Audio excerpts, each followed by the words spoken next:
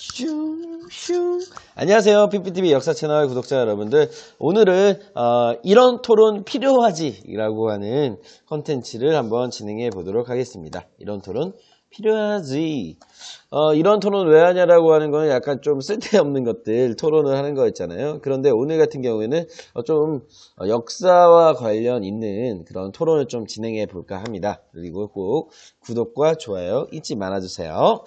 자, 이런 토론 필요하지. 오늘 주제는요, 김춘추와 그 다음에 신라의 삼국통일 어떻게 바라봐야 할까라고 하는 컨텐츠가 되겠습니다. 그래서 이 주제는 이렇고요.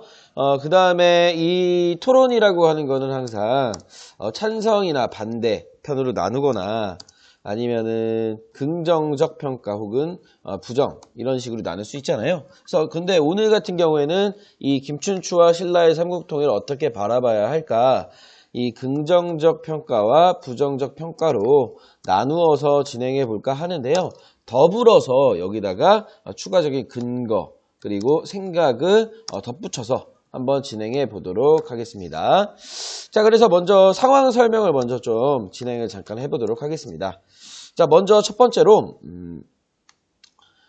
백제 공격을 받아 김춘추가 아니죠. 김춘추의 사위와 딸이 전사하죠. 그래서 이 위기를 극복하기 위해 김춘추는 왕의 명령을 받아서 먼저 고구려로 갔었죠. 하지만 실패했죠. 그리고 일본으로 갔지만 백제와 같은 팀이기 때문에 실패했고 최종적으로 간 곳이 바로 당나라였죠. 그래서 당나라와의 당태종과 동맹을 체결하죠. 그 시기가 바로 643년인데요. 이 643년에 당태종과 나당 동맹을 체결하는데 그 조건이 바로 백제선 공격 그 이후 고구려를 공격하자라고 하는 얘기를 먼저 그 계약 조건에 성사시켰고요. 두 번째로는 이 두 나라를 정복한 이후에 어디로 가냐? 바로 대동강 이남은 신라가 먹고 이북은 죄송합니다. 당나라가 가져간다. 이런 조약을 통해서 결국에 660년에 나당 연합군이 백제를 멸망시키고요. 그 다음에 668년 나당 연합군이 연개소문의 첫째 아들이었던 남생이를 선봉을 앞세워서 고구려를 멸망시키고 이 고구려 멸망 이후 끝난 줄 알았으나 당나라가 계림누독부를 설치하려고 하는 한반도 전체를 차지하려고 하는 그런 야욕을 보여주자 676년까지 나당 전쟁이 벌어지게 되고 결국에 신라가 삼국통일을 이뤄냈다라고 하는 게 이 상황 설명이 되겠습니다. 그래서 결정적 역할을 한 사람은 바로 나당 동맹을 성사시켰던 김춘추였죠. 그럼 이 김춘추를 어떻게 바라봐야 될까? 좋게 평가할 수도 있고 나쁘게 평가할 수도 있겠죠. 한번 가봅시다. 자, 그러면 이 김춘추를 어떻게 바라봐야 될까요? 좋게 평가할 수도 있고요. 부정적으로 평가를 할 수도 있겠습니다. 먼저 긍정적인 평가부터 한번 알아볼까요? 긍정적인 평가 같은 경우에 이 사람이 지금 당시 위기에 처해 있던 신라를 이 나라의 위기로부터 구해내고자 그의 선택은 현실적이다라고 볼 수 있겠죠. 그래서 그의 선택은 현실적이었다.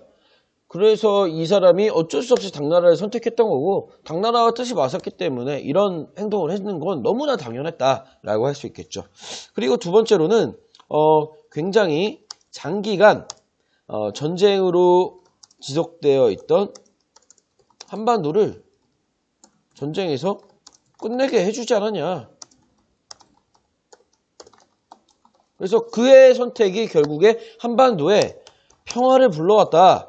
그래서 굉장히 좋은 평가다. 이 사람은 굉장히 잘한 행동이다. 라고 볼 수도 있겠습니다. 오히려 부정적인 평가를 보면요. 고조선부터 내려오는 그런 우리의 그 같은 민족을 다른 중국을 이용해서 멸망시킨 것은 굉장히 뭐라고 할까요? 비판을 받아야 된다. 왜냐하면은 같은 민족인데 같이 칼부림을 한 거 아닙니까? 그리고 두 번째로는 방금도 잠깐 나온 얘기지만 외세를 끌어들이면서까지 그렇게 해야 하나? 라는 생각도 해볼 수 있죠. 그래서 김춘추의 이런 나당동맹 체결과 삼국통일 과정에서 이 사람이 했던 그 행동들 자체를 긍정적으로 평가할 수도 있고 부정적으로 평가할 수 있다는 겁니다. 그래서 이 사람의 행동이 무조건 잘못됐다, 아니면 존나 잘했다 라고만 평가를 할 수 없는 그런 모습을 좀 정리를 해봤습니다. 녹화를 하다 보니까 제 얼굴이 너무 부어서 마스크를 좀 써서 제 얼굴을 가려야 될 거라고 생각을 하게 되었습니다. 자, 계속 이어서 이번에는 김춘추를 벗어나서 다른 이 신라의 삼국통일을 어떻게 평가해야 될까 라는 점에 얘기를 해보도록 하겠습니다. 자, 아까도 마찬가지로 긍정, 부정으로 나눠서 얘기를 해보도록 하겠습니다. 자, 첫 번째 긍정적인 평가로는요, 고조선 이후 분열됐던 이 한민족의 통일을 이뤄냈다. 그래서 이 신라의 통일은 최초의 통일이기 때문에 최초라고 하는 거 1등 아니면 1번 이런 거 항상 이런 강조하지 않습니까? 우리 민족이. 그래서 최초의 통일이다 라고 하는 긍정적인 평가를 할 수 있을 거라고 생각을 합니다. 이 점에 대해서 부정의 의견도 있을 수 있습니다. 1번에 대한 부정. 왜냐? 이거는 맞지 않다. 왜냐하면 아니야 통일. 왜냐하면 이 삼국통일이라고 하는 그 완성된 이후에 고구려 계승한 발해가 있는데, 발해가 거의 한 200년 이상 있는데 이거를 진정한 통일로 볼 수 있느냐? 차라리 발해 유민까지 흡수한 고려가 최초의 통일 아니냐라고 반박을 할 수도 있는 거죠. 그래서 긍정적, 부정적 이 얘기를 바로 진행해 보았습니다. 자, 다음으로 긍정 의견 두 번째 한번 살펴보도록 하겠습니다. 자, 두 번째로는 평화의 시대가 찾아왔다.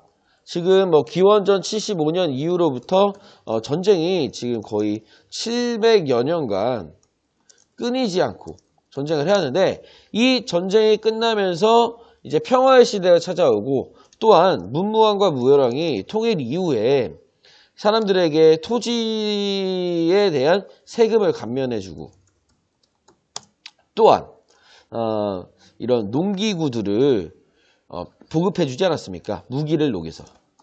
그래서 이런 점들은 굉장히 백성들한테도 좋은 긍정적인 통일이 아니냐라고 볼 수도 있습니다.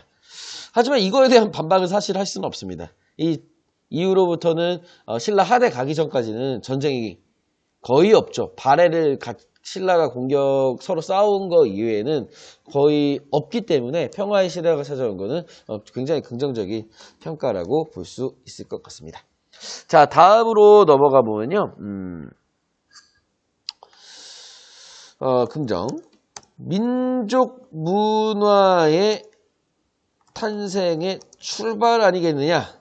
왜냐하면은 고국제, 신라, 가야의 문화가 이제 서로 단절되지 않고 하나로 합쳐지게 되면서 예를 들어 그런 다양한 문화유산 혹은 유물 이런 것들을 각각의 그런 다양한 방식을 혼합해서 우리의 문화를 만들 수 있는 그런 시작이 아니냐라고 하는 긍정적인 평가를 할 수도 있을 것 같습니다.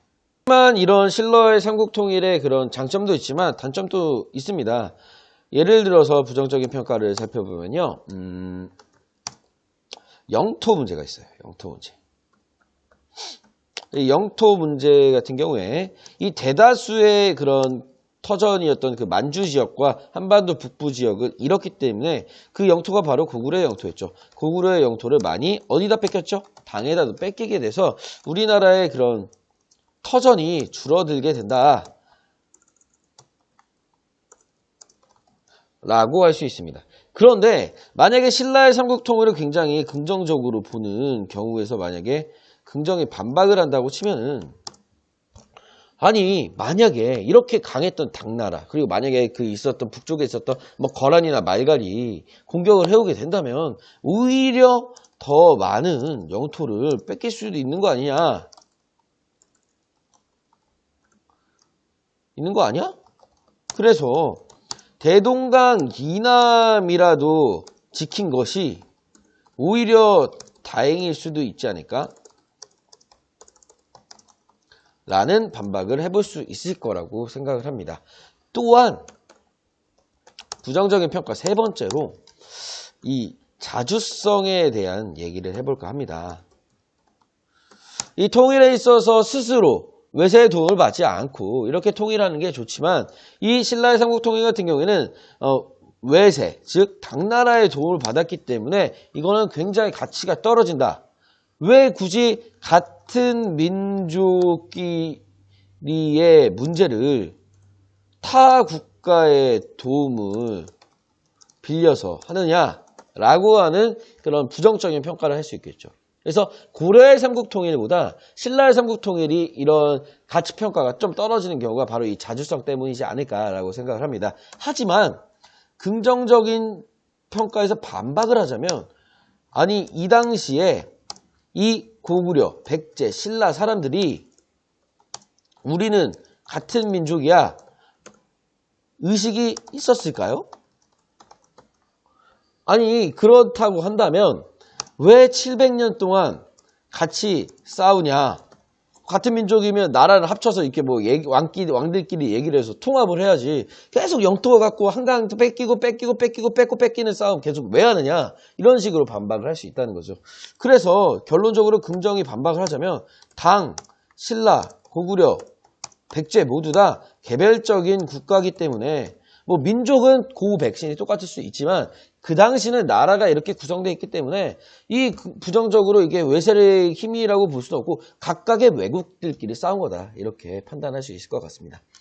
자, 그래서 이 신라의 삼국통일 어떻게 평가해야 될까를 정리해 봤는데요. 긍정적인 평가 같은 경우에는 최초의 통일이었다, 평화의 시대가 찾아왔다, 민족문화 탄생의 출발이었다 라고 하는 거. 부정적인 평가는 발해가 존재하기 때문에 진정한 통일로 볼 수 없다.